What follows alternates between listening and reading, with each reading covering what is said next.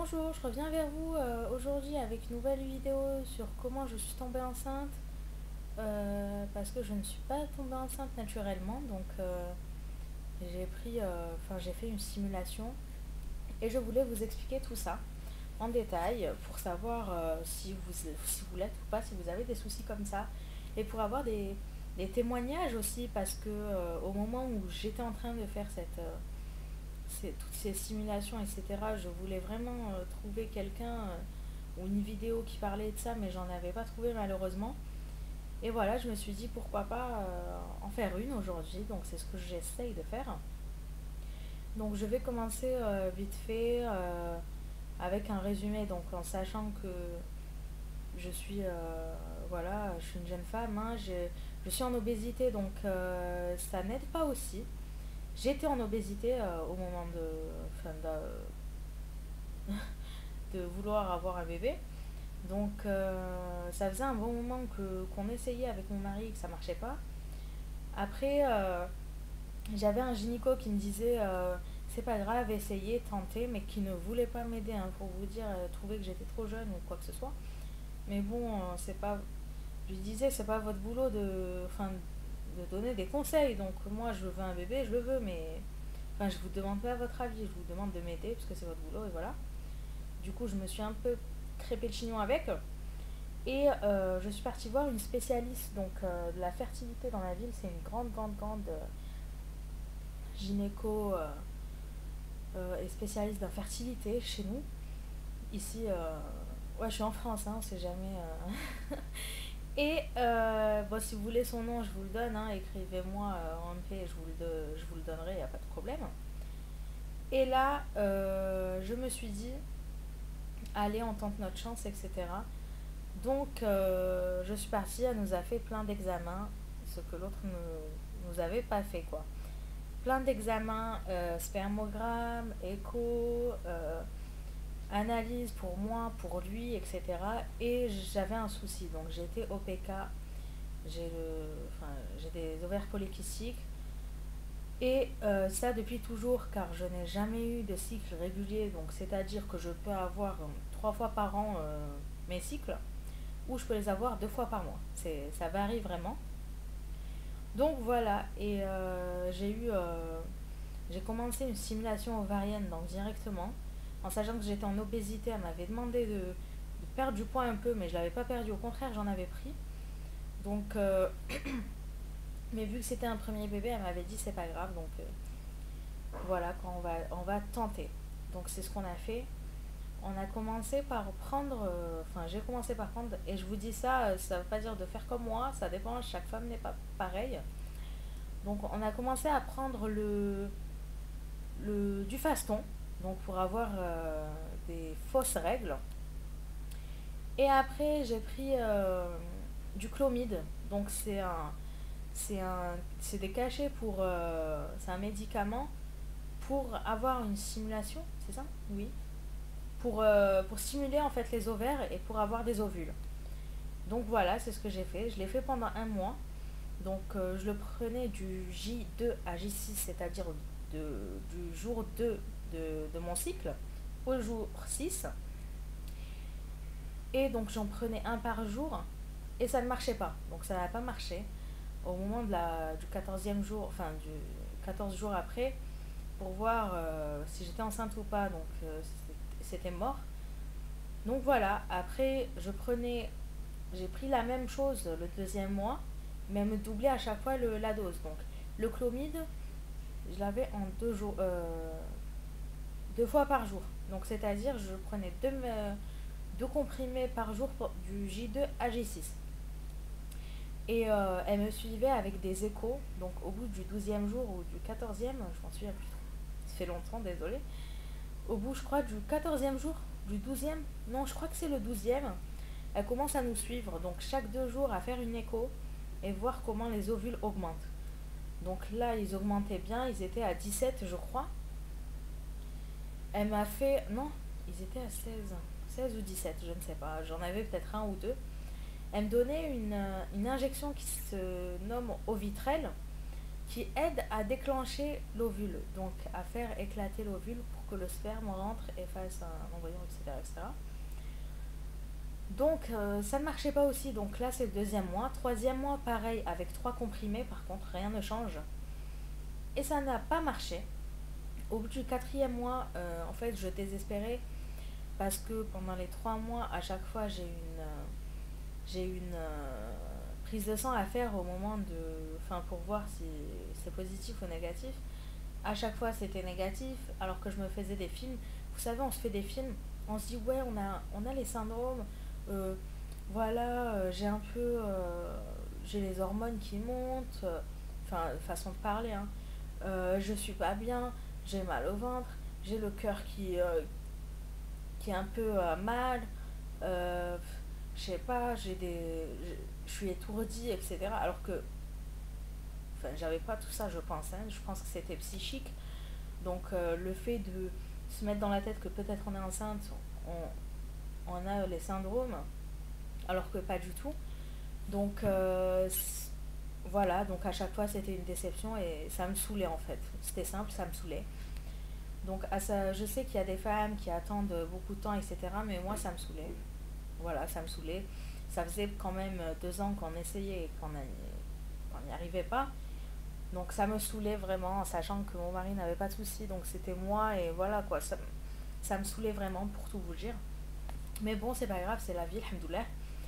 Donc en sachant que je suis très croyante. Donc, enfin, je pense que vous le savez si vous me suivez sur Insta. Donc mon Insta c'est GoldTelDZ, c'est la même chose, hein. Et voilà. Et après, au bout du quatrième mois, elle m'a donné la même chose. Donc du faston, chlomide, mais 4 comprimés. Et c'était le maximum. Donc elle m'a dit, si ça marche pas là, je pense qu'on va aller sur une FIV, etc. Parce que c'est mort, on peut pas donner plus.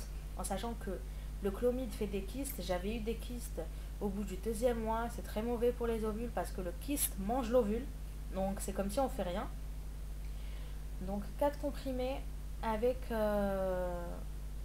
avec, une, avec un autre médicament qui s'appelle Gonal. Donc c'est des injections. Pardon, il y a ma fille qui pleure, hein. Enfin qui joue, qui pleure, on sait pas trop. C'est des injections qui font augmenter les ovules. C'est pas qu'ils donnent des ovules, c'est qu'ils font augmenter. Donc si on a une ovule de 10, ça va augmenter à 12 ou à 13 ou voilà quoi. En sachant qu'à chaque fois, elle me faisait des échos chaque 2 jours à partir du 12e jour après le cycle. Et là, ça a monté, excusez-moi pour la lumière, hein, elle passe pas trop, là, je regarde qu'elle passe pas trop. Et au bout du 22e jour de gonal, donc c'est-à-dire que j'ai commencé le tout, j'ai tout commencé il y a un mois, quoi. C'est choquant. J'ai fait 22 jours de gonal, donc d'injection. C'est des injections, à chaque fois, elle me rajoutait la dose. Ça commence par 0,75 et ça se termine par 900, hein. C'est vraiment beaucoup. Elle me rajoutait la dose, je crois que la dose maximum que j'avais faite, c'était 137,5 ou 150, je m'en souviens plus trop, mais bon. Et voilà, donc au bout du 22e jour, elle m'a dit c'est bon, tu peux déclencher le vitrel. Donc c'est ce que j'ai fait, j'ai déclenché avec le vitrel. J'avais des ovules de 22, 18 et 18, c'est les normes. 22, 18, elle avait même peur que j'ai des jumeaux, hein, pour vous dire. Et moi, c'était mon rêve, hein. Ça l'est toujours, hein. Oui, je suis folle. Et voilà, donc voilà, déjà. Et après, qu'est-ce qui s'est passé Qu'est-ce qui s'est passé Donc, on est parti en vacances, mon mari et moi, pour se vider la tête, voilà, pour une semaine en France, hein, juste, on est parti voir de la famille. Et j'étais obligée de faire le test de grossesse, donc pas le test pipi, hein, parce que ça marche pas, mais le test pour faire les analyses, quoi. Donc je suis partie à contre-cœur parce que je savais que ça servait à rien, comme les 4 fois, enfin les 3 fois précédentes. Et voilà, je suis partie, et là, quand elle me fait la dame qui fait les analyses, quand Elle me fait les analyses, elle me disait ouais voilà voilà. Et moi je lui ai expliqué que j'étais voilà voilà en stimulation ovarienne et que voilà voilà voilà. Là elle me dit ok ok, je lui fais bon vous me les envoyez par mail ou... Elle me dit non je peux pas vous les envoyer par mail etc. Je fais ok ben je viendrai les chercher peut-être demain ou... Elle me dit ok, je lui fais de toute façon elle les aura mon gynéco, elle m'a dit oui. Je fais bah ok, pas de, pardon, pas de souci donc voilà. Et là elle m'appelle vers, je suis partie à je sais pas 14 h je pense les faire hein, pour vous dire que je m'en foutais royalement. C'est juste par obligation de les faire quoi. Et après, voilà, j'étais au bord de la mer, je me souviens. Et là, elle m'appelle, elle me dit oui, venez chercher vos analyses. Je lui fais non, non, c'est pas grave, je viendrai demain. Elle me dit oui, mais demain, venez s'il vous plaît. Je lui fais excusez-moi, mais je suis vraiment très loin, mais envoyez-les à. Elle m'a dit c'est bon, je les ai envoyés, mais revenez, c'est pas grave. Je fais ok. Bon, je me dis, il y a un souci, qu'est-ce qui se passe? Elle était en train de rigoler, je me suis dit, bon, peut-être. Franchement, franchement, je pensais à rien. Je me suis dit, j'y vais, je sais pas. Je sais pas ce qui se passe. J'y suis allée et là, il y a la dame avec un grand sourire qui m'ouvre la porte. Rentrez, rentrez, rentrez, rentrez. Voilà, j'ouvre la feuille en sachant que si on a moins de 5 on n'est pas enceinte. Et si on a plus, on est enceinte. Donc moi, j'avais, je crois, 18. Et là, je regarde. Moi, je connais pas. Et là, je lui dis, ça veut dire quoi? Et là, elle me dit, eh ben, madame, vous êtes enceinte, félicitations. Mon mari était choqué. Moi, j'avais les larmes aux yeux pour vous dire. En fait, j'avais les larmes aux yeux, mais je comprenais pas, en fait. Je me disais, c'est trop bizarre. Donc, je lui dis merci et tout. Elle me dit, félicitations, c'est super et tout. Et là, ma gynéco me donne d'autres analyses à faire pour voir si le taux augmente. Donc là, c'est encore la pression. Pardon, je vais voir. Et là, c'est encore la pression parce qu'on a peur que le taux n'augmente pas. Voilà. Donc, c'est ce qu'elle m'a dit. Et le taux augmenté. Alhamdoulilah. Donc, ça va. Enfin, c'est Dieu qui a fait ainsi. Hein. C'est Dieu qui voulait pas les 3 précédents mois et il voulait ce mois. Et voilà quoi. Donc, voilà. Et je suis tombée enceinte et j'ai eu ma fille 9 mois plus tard. Et je suis super heureuse. Et voilà quoi. Je retenterai l'expérience plus tard. Enfin, plus tard. C'est le moment, je pense. Mais bon, on verra d'ici là. Et je vous dirai des nouvelles de tout ça parce que je veux des enfants rapprochés. Donc, mais pour vous dire, ça a été vraiment difficile en sachant que j'ai eu des complications au niveau de ma grossesse vu que j'étais obèse. Et j'avais une toux assez douloureuse. En fait, je toussais vraiment beaucoup. Je sais pas ce que j'avais en fait. Dès que je suis tombée enceinte, je commençais à tousser. Une toux comme ça. Et en fait, ça faisait bouger mon utérus, etc. Et j'avais un décollement des membranes. Je suis restée alitée jusqu'aux 5 mois de ma grossesse, pour vous dire. J'avais des saignements tout le temps. Et jusqu'aux 5 mois, ça allait. Après, au niveau du 7e mois, j'ai eu une sciatique. C'était horrible la sciatique, mais vraiment horrible. Après, j'arrivais même plus à marcher. Hein. Et on me disait, vous n'allez pas coucher. Le premier bébé, c'est tout le temps après le terme. Donc, en sachant que mon terme était le 2 mai, on me disait, oui, vous allez accoucher vers le 8, le 10. Ok. Donc, moi, arrivé à 37 semaines, donc semaine aménorrhée, donc c'est où il n'y a plus de risque pour le bébé. Donc j'ai commencé à faire le grand nettoyage car je sais que je vais avoir un bébé, je vais être très fatiguée, je ne pourrai pas tout faire.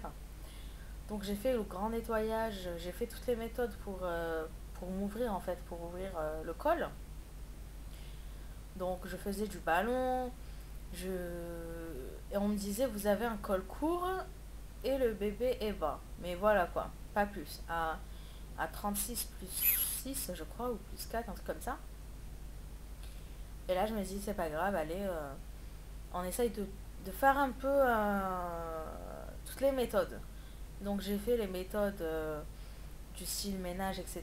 J'ai fait la méthode italienne aussi. Donc allez voir c'est quoi. J'ai un peu tout fait, hein, pour vous dire. Et là, à 37 semaines plus 2, j'ai... je suis tombée enceinte. Donc... oh, je suis tombée enceinte, n'importe quoi. Je... j'ai accouché en fait. C'était le jour de mon accouchement. Donc, à 37 plus 2, c'était vraiment le pile poil, hein. Pardon, excusez-moi pour ma toux. C'était pile poil. Donc je suis partie, je me disais non, c'est pas des contractions, c'est... Enfin, c'est calme quoi, je sais pas moi, c'est calme par rapport au truc normal quoi. Enfin, à ce qu'on m'a dit, c'est difficile, etc. Ça fait mal, les contractions. Moi, je suis partie, mais vraiment à l'aise, tranquille. Et j'ai accouché, en fait, je suis arrivée à la clinique à 7 doigts, donc j'ai appelé les sages-femmes une par une pour voir si c'était vraiment 7 parce que j'étais choquée. Mon mari est reparti à la maison me chercher ma valise, etc. Et là, qu'est-ce qui s'est passé? Oui, elle m'a dit, vous êtes à 7, est-ce qu'on vous fait la péridurale? Moi, je rêvais d'accoucher normalement, mais aussi avec la péridurale. Donc je me suis dit, si je peux pas, c'est pas grave, mais si je peux, je la ferai. Et là, je suis arrivée à 7, on m'a dit qu'à 9 ou à 10, je pourrais accoucher, donc tranquille, et que je n'avais pas de douleur extrême, donc je pouvais survivre. Mon mari me disait, ouais, je peux le faire, t'es une guerrière, t'es une battante et tout. Je me suis dit, allez hop, comme une folle, bien sûr, ne faites pas ça. Si vous voulez sentir la douleur, ne faites pas la péridurale. Donc c'est ce que j'ai fait, pardon. Et je n'ai pas fait la péridurale, et là, je suis montée sur le ballon, mon mari était revenu. J'ai fait des tours, la poche des os a éclaté, c'était la douleur extrême, je voulais mourir. Je voulais mourir, mais pour vous dire vraiment, je voulais mourir, il n'y a pas d'autre mot.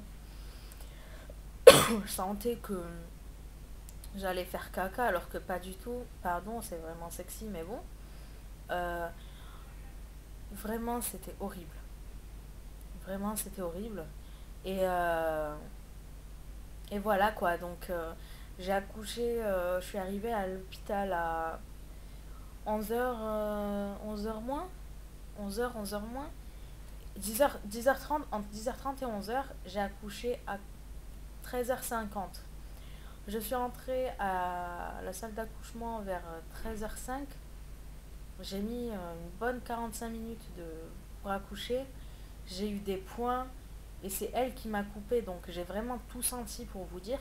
Après, ça fait mal, c'est vrai, là je commence à oublier la douleur, hein. Dans ma fille a 10 mois là, je commence à oublier la douleur, mais c'est pas grave. Voilà quoi, c'est un accouchement, hein, on s'attend à ça, hein. Mais la prochaine fois, je ferai la péridurale, hein, pour vous dire, c'est vraiment horrible, hein, c'est la péridurale. Si vous avez le choix, faites-la. Si vous voulez pas avoir mal. Et voilà, donc c'est ce qu'on a fait. Voilà, on a eu notre fille, on est très très très contente. La prochaine vidéo sera